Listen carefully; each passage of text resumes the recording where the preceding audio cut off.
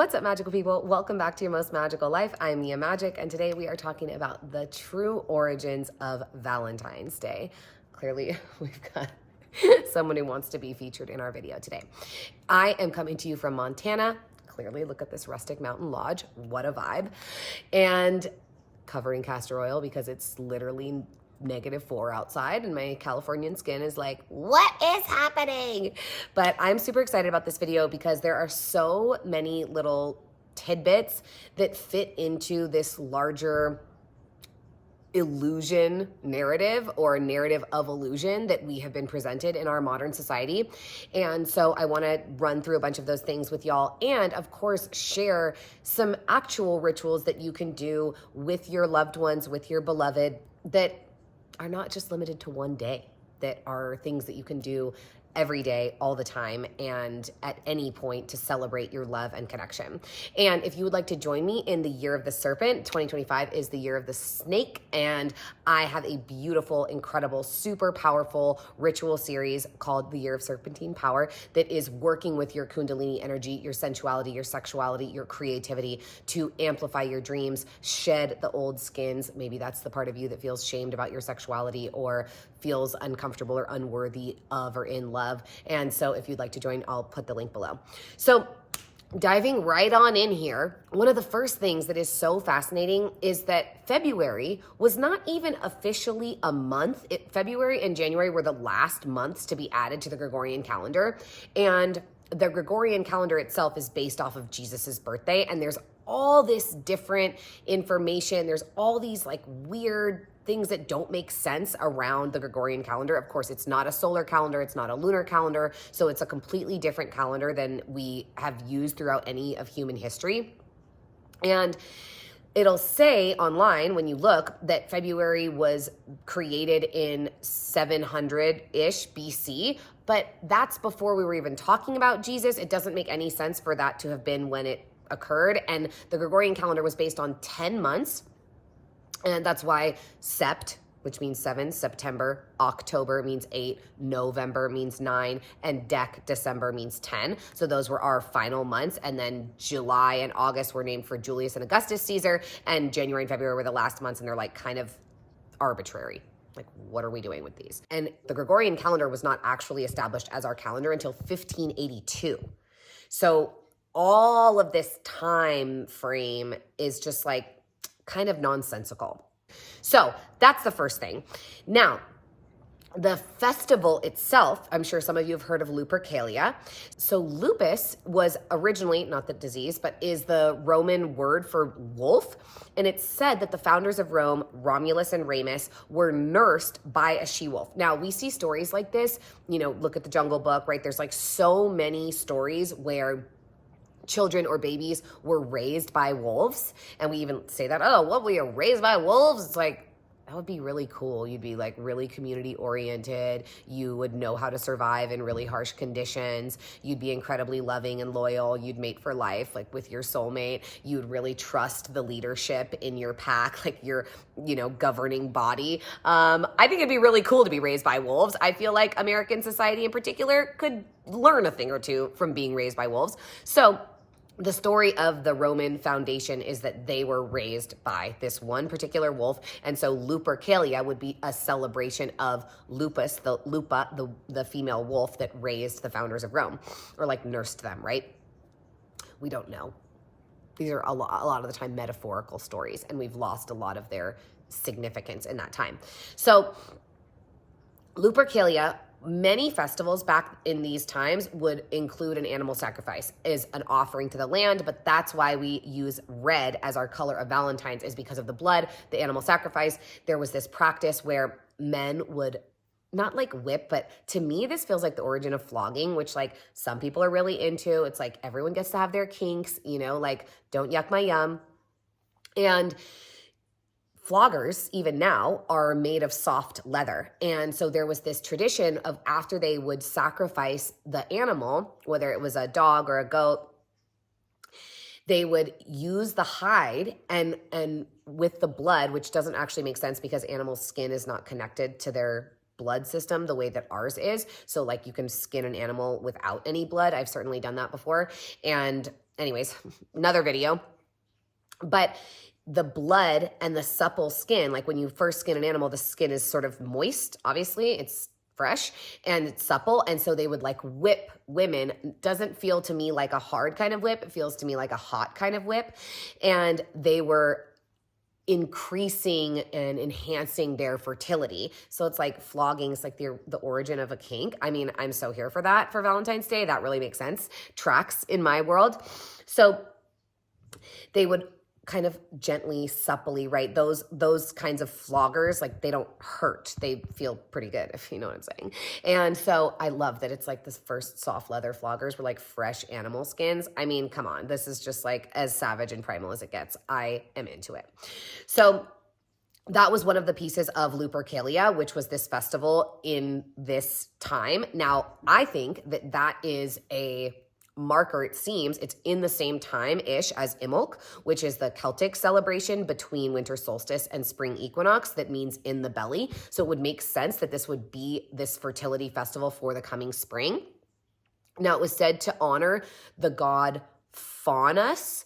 So when you look at the word faun, the origin of it is just the name of the god and goddess, Fauna and Faunus. And when we talk about flora and fauna, flora is plant life, flora is like the green aliveness of the earth, and fauna is the animal aliveness. So all of the wildlife, all of the creatures, and it became that Faunus was the god of agriculture, but if you really look at the origin of the name, it would have been of the wild. It would have been of that primal nature. It would have been of our animals, of all of the creatures that helped sustain us. And then we enslaved them and created agriculture. So this is all, you know, again, there's just a whole patriarchal story that's just not true, that we've all been sold so hard and not been able to see through, and also have no other reference for what could be true. So you really have to form your own opinions and things like this. So when you think about Faun and Faunus, these are the gods of the wild nature that is the fertility and the fecundity of the earth.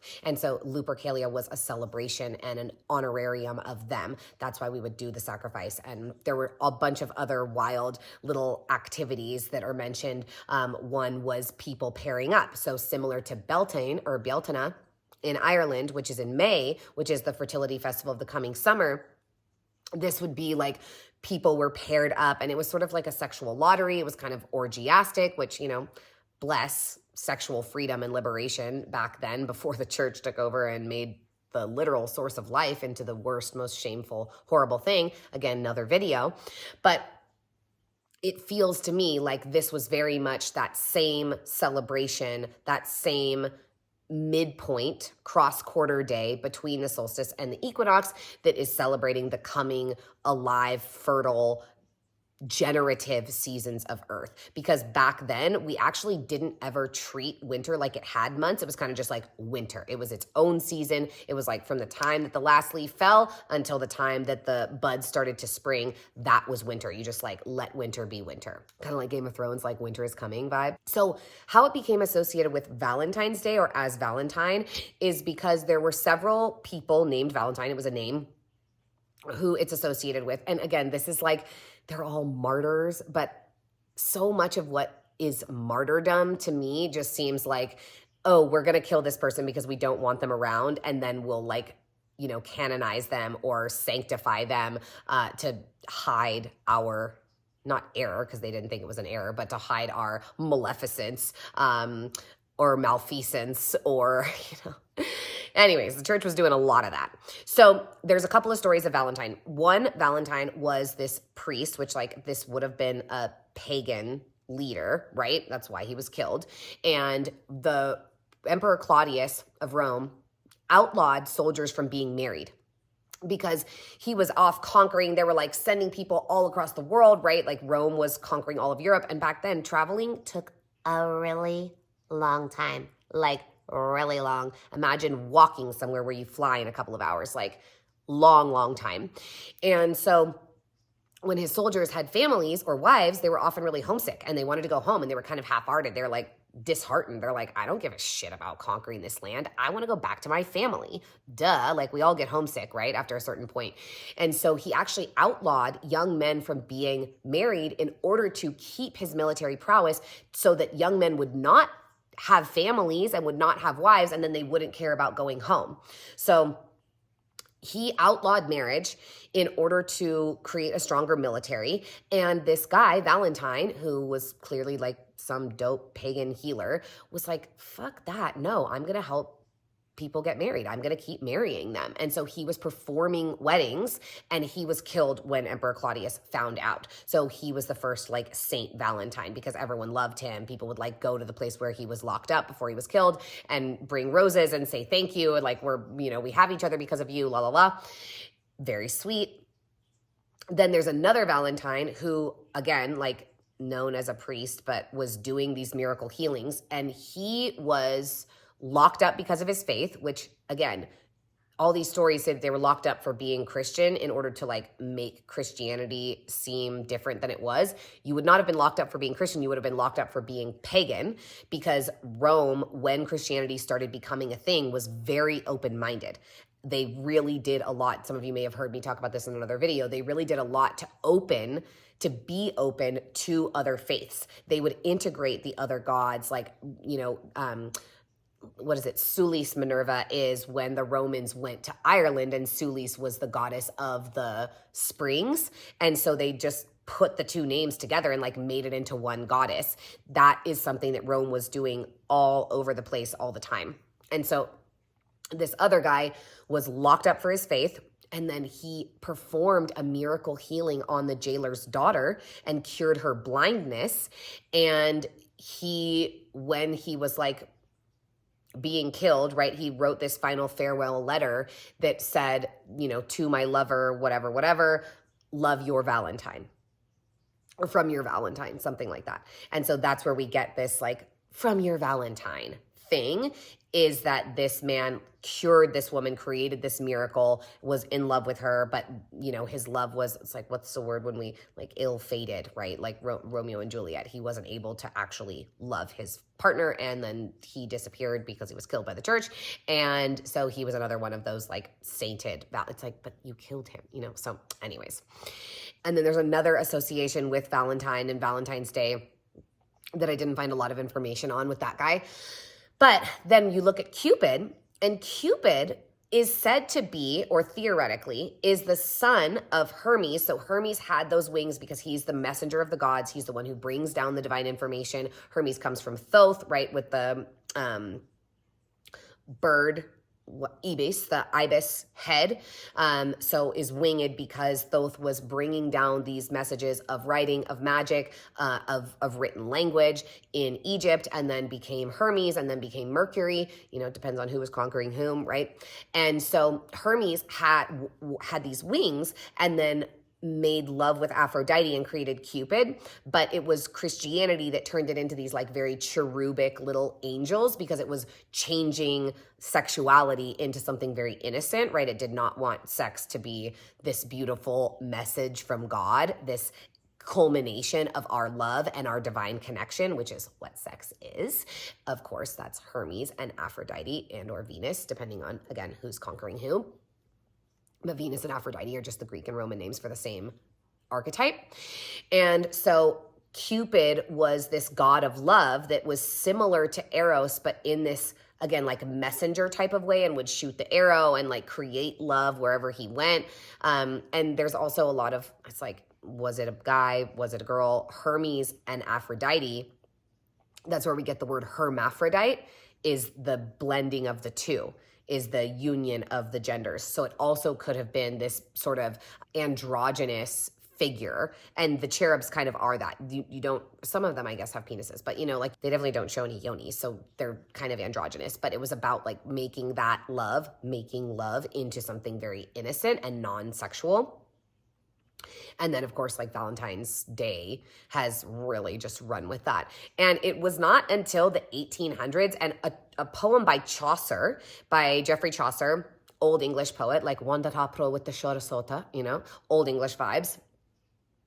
He wrote a poem that mentioned Valentine's Day as if it was just like something that we already knew about. And so there are theories that he actually created Valentine's Day because it was the first known mention of it. And then it really wasn't until like the late 1800s where it even became a thing. So really, it's all a little bit arbitrary. But the thing is that if you're in love with someone, I would really recommend you not participate in something like $4 billion industry that is Valentine's Day. I mean, do something together, create an experience, create something magical that you can do, create an intentional ceremony or ritual for each other. Something that's super simple is just eye gazing for 5 minutes, looking into each other's left eye, just being quiet, just being present with one another, sharing your fears, your desires, and your loves about yourself and each other. So what are you afraid of? What are you afraid of in love? What are you afraid of in life in general? What are you afraid of in the future of what's coming with you and your partner? Share that, really creating that transparent, open, vulnerable space that literally, you guys, this is in the OG tantric rituals, you would just speak truth because of the magic that would create, the unbelievable beauty and connection of being vulnerable and being transparent and not holding anything back. And then you share your desires. This is what I want, whether it's in my life, with my mission, with myself, in my partnership. These are my desires. And then you share what, if you are doing this as a ritual with a partner, what you love about them and what you love about your relationship, what you love about being with each other. That's a super simple, beautiful way to connect before making love, or, then you can add journal prompts and really just go to town. That's such a great practice. Something else is doing sex magic. I'm sure y'all have seen or heard of some of my videos about sex magic. The last video I made on sex magic is really outdated. It's the practice is the same, but it was like when I was first moving into my house and like standing next to this like weird old bookshelf. Like, it's not that cute. Sorry about that. The setting is not a vibe, but the information still applies. And so that's using your breath to generate energy through your chakra system and send up either a personal manifestation or a shared manifestation together at the point of orgasm or climax. That's a great thing to do together. And really just talking openly about where you are, what you want. That's such a beautiful way to deepen into connection with people and like create an experience. Go outside, go to nature and jump in a cold lake, right? What would it mean for you to honor the creativity of what you're birthing? It doesn't have to be babies, but what you're bringing to life right now. What are you doing? Right now I'm getting my second book back, and that's my celebration is I've got to dive in to my manuscript for my second book, get it dialed. That's what I'm up here in Montana for. Little winter writing retreat. There's like 8 feet of snow on the ground. It's the perfect place. I'm going to be like riding some horses with their fluffy winter coats because I can't resist. But what do you want to honor and celebrate that's in the belly in you, that is coming forth, that you are bringing to life? Not that you have to rush and force and like make happen right now because it's still winter, at least in the Northern Hemisphere. But what do you want to bring? What do you want to create? What do you want to come next for you in your life? And you can share that with a partner, do that with a partner, make it a craft, like create something together, whether it's just a beautiful meal, or you want to paint and draw together, or you want to do, like make little besoms, like little brooms, or you want to just like make each other a gift, write each other a poem. You don't have to spend a bunch of money to celebrate love.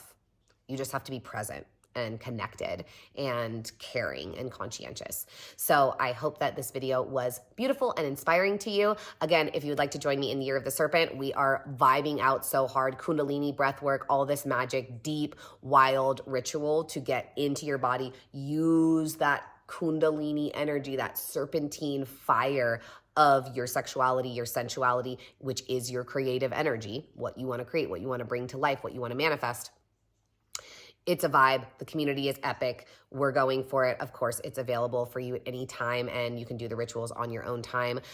I'm really proud of them. I love them so much. So I would love to see you all in there. So make sure you like, comment, and subscribe. I am so grateful. I'm going to be doing way more YouTube content, y'all. I'm like really inspired on YouTube to be able to do these longer form videos instead of trying to rush really fast and get everything I need to say in 30 seconds. Love Instagram. If you follow me there, there's a lot of content there, and I'm really active on that platform. But am really excited about dropping deeper and really doubling down on YouTube. So make sure you subscribe to my channel because there's going to be lots of epic content coming up. I am Mia Magic, and as always, thank you so much for allowing me the deep honor and pleasure of welcoming you to your most magical life.